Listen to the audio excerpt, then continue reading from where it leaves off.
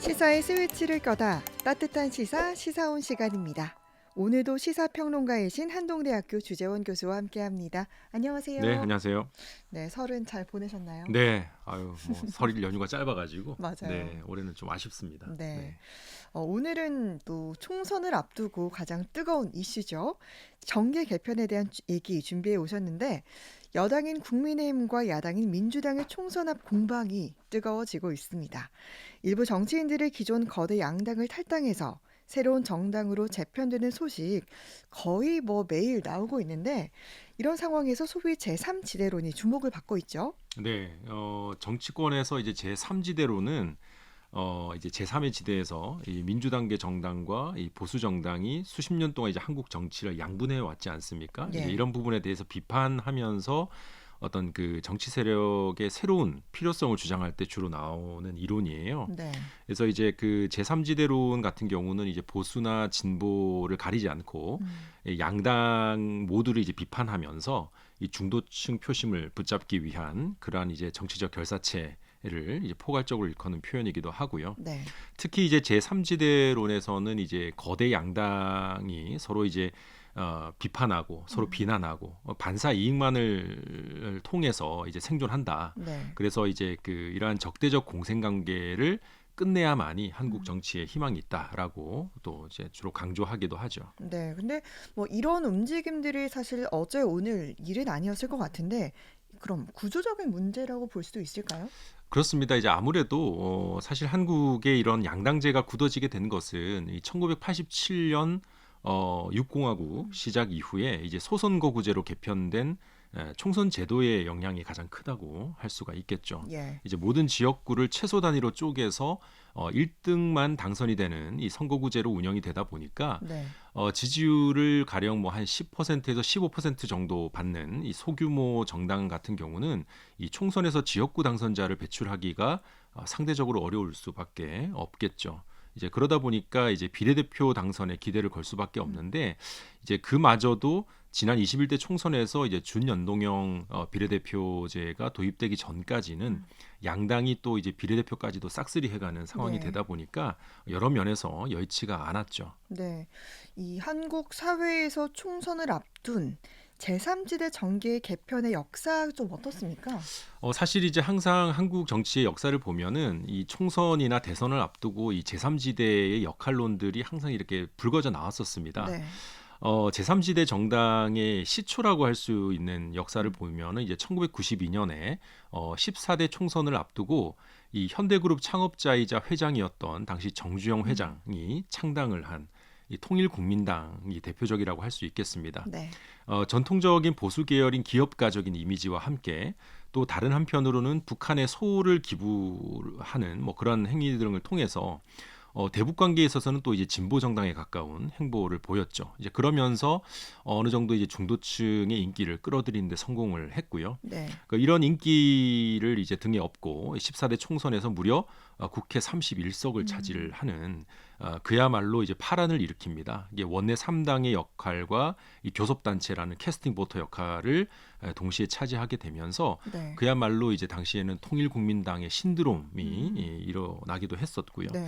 그래서 이제 그 한국 정치에 제대로 된 뭔가 좀 제3지대가 등장하나 싶었는데 하지만 이제 그해 12월에 치러진 대통령 선거에서 물론 이제 정주영 후보가 당시에 약 한 16% 음. 정도 득표를 하면서 네. 나름 정치적 입지를 굳히는 듯 했지만 이 기업가 출신 음. 정치인에 대한 여러 가지 견제가 또 작용을 했고요. 예. 또 대선 이후에는 이 문민정부의 비자금 사건 수사 뭐 이런 것들을 통해서 이 정주영 씨가 이제 통일국민당을 탈당하고 정계 음. 은퇴를 선언하면서 네. 이 통일국민당은 이제 급속도로 이제 무너지게 됐고요. 또 이제 대다수 소속 의원이나 당원들은 이 당시에 이제 민주자유당으로 흡수가 됐죠. 네.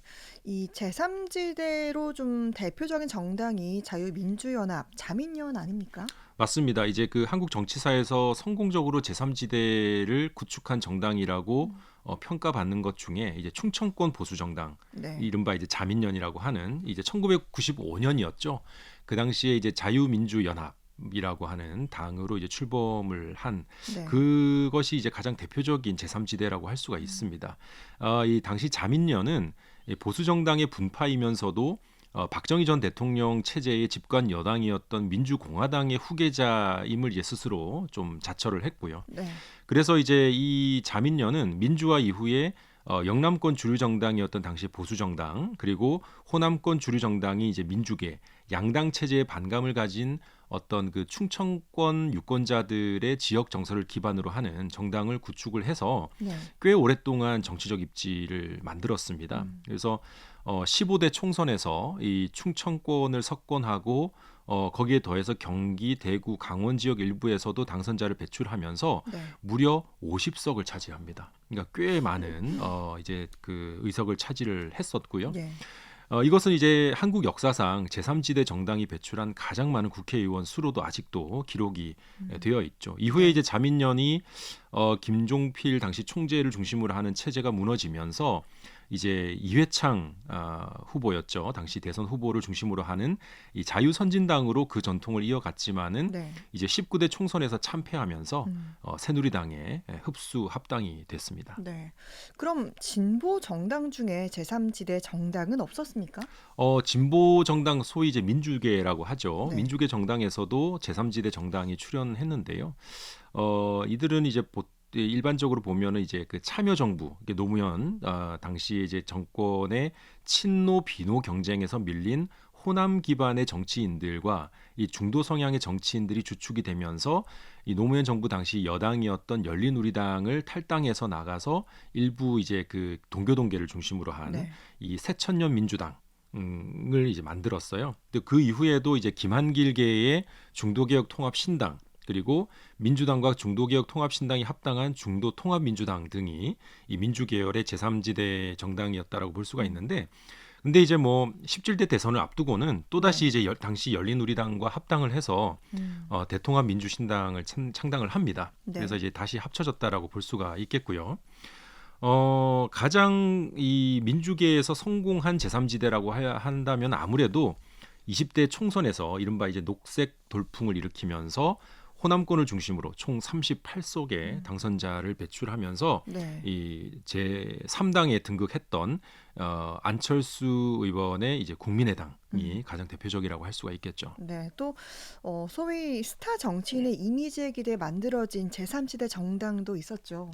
그렇습니다. 이제 개인의 인기가 전국적으로 높은 이 정치인을 중심으로 한 1인 정당, 1인 중심 정당도 우리 역사에 보면은 꽤 많이 등장을 했었어요. 이러한 정당은 그 이 정치 스타 한 사람의 인기에 너무 좀 의존하는 예. 그러한 이 단점 역시도 갖고 있었는데 네. 대표적으로 이제 1992년 대선 당시에 돌풍을 일으켰던 박찬종 전 의원의 신정치 개혁당이 대표적이라고 할 수가 있겠고요. 예. 또 18대 총선에서 이제 세석을 획득하면서 이제 찻잔속 태풍이라고 하는 뭐 그런 나름의 어떤 성공, 절반의 성공을 만들었던 이 문국현의 창조 한국당도 이제 이러한 시도였다라고 볼 수가 있고요. 그리고 앞서 설명드린 20대 총선에서의 안철수 전 의원의 이제 국민의당 또 어떤 1인 스타 정치인에 의존하는 네. 그런 제3지대 정당의 사례라고 볼 수가 있을 것 같고요. 예. 역사적으로 보면은 이제 1인 중심 정당의 연장선으로 이제 유력 대권 주자를 중심으로 한 대선 전용 정당도 만들어졌었습니다. 네. 이게 오직 대통령 선거 하나만 보고 창당하는 정당도 네. 만들어졌었는데요.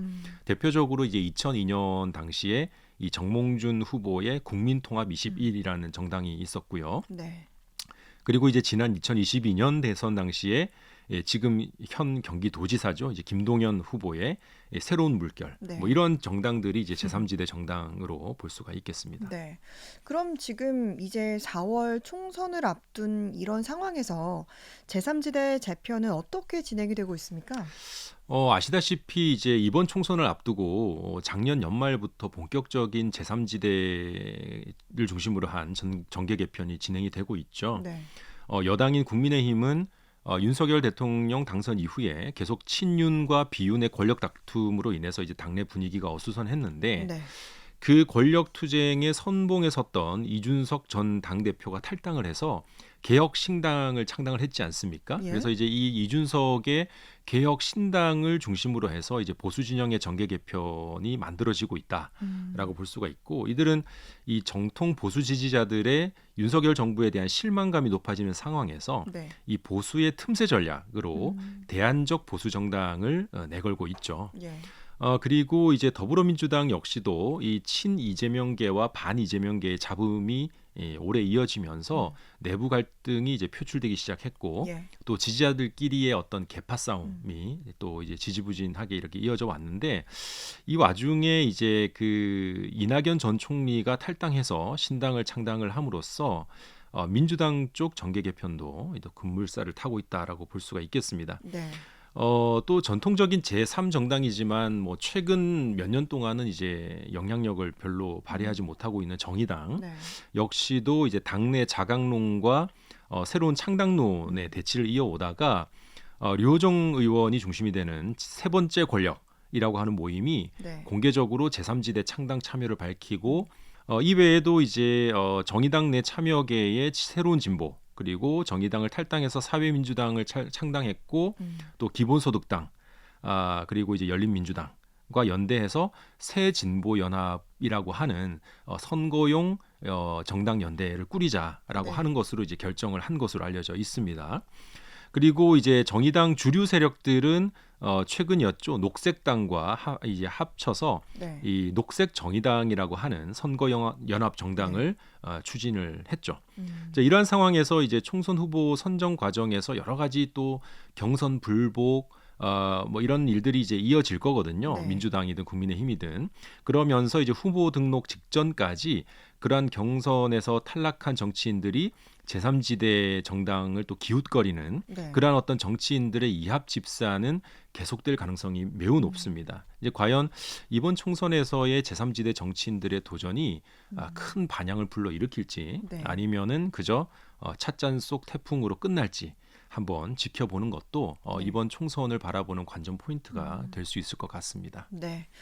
시사온 총선을 앞두고 진행 중인 정계 개편에 대해 알아봤습니다. 주재원 교수님 말씀 고맙습니다. 네, 감사합니다.